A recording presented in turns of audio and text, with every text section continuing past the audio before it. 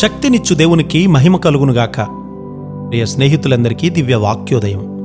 ఈనాటి పాఠ్యభాగము మత్తయి సువార్త 26:53. ఈ సమయమున నేను నా తండ్రిని వేడుకొనలేననియు, వేడుకొనిన ఎడల ఆయన 12 సేనా వ్యూహముల కంటే ఎక్కువ మంది దూతలను ఇప్పుడే నాకు పంపడనియు నీవనుకొనుచున్నావా?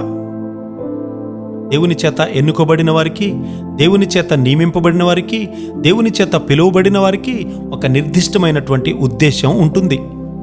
మన జీవితాలలో నీవు నేను కూడా దేవుని సంకల్పానికి లోబడి ఉండాలి. మనలో ప్రతి ఒక్కరి ఎడల ఆయనకు ఒక గొప్ప సంకల్పం ఉంది.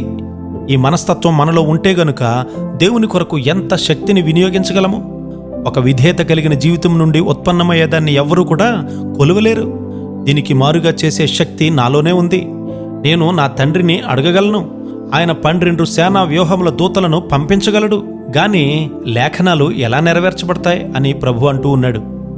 మనము సాధారణంగా దేవుని వాక్యానికి బదులు మనలను సమర్థించుకుంటూ సొంత మార్గాలలో ప్రత్యామ్నాయాలను కనుగొంటూ ఉంటాం.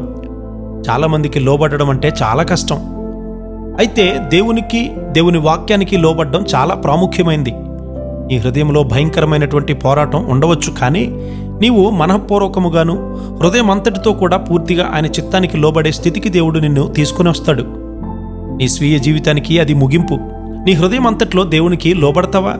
క్రీస్తు వారికి విధేయుడిగా ఉండడం వల్ల నీవు గొప్పవాటిని చూస్తావు. పేతురు తన కత్తితో పోరాటం చేయడం ద్వారా దేవుని ప్రణాళికలను కొట్టివేయడానికి ఒక ప్రయత్నం చేయడం యేసయ్య చూశారు. నేను దేవునికి విధేయత చూపకపోతే లేఖనాలు ఎలా నెరవేర్చబడతాయి అని ఆయన అంటూ ఉన్నాడు. సిలువ లేని మార్గాన్ని గూర్చి ఆలోచించగలవా? దేవుని వాక్యాన్ని నెరవేర్చడానికి వ్యతిరేకిస్తే జరిగే అపజయ స్థాయి ఎంతో ఊహించగలవా?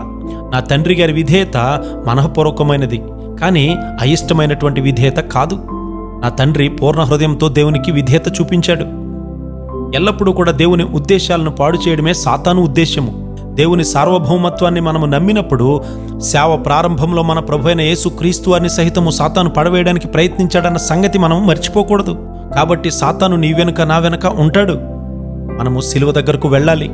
మనందరము దేవుని చిత్తాన్ని పరిపూర్ణంగా నెరవేరిస్తే ఎంతో మహిమను చూడగలిగే కృపాధన్యత ఆయనే మనకు అనుగ్రహించునుగాక. ఆమేన్.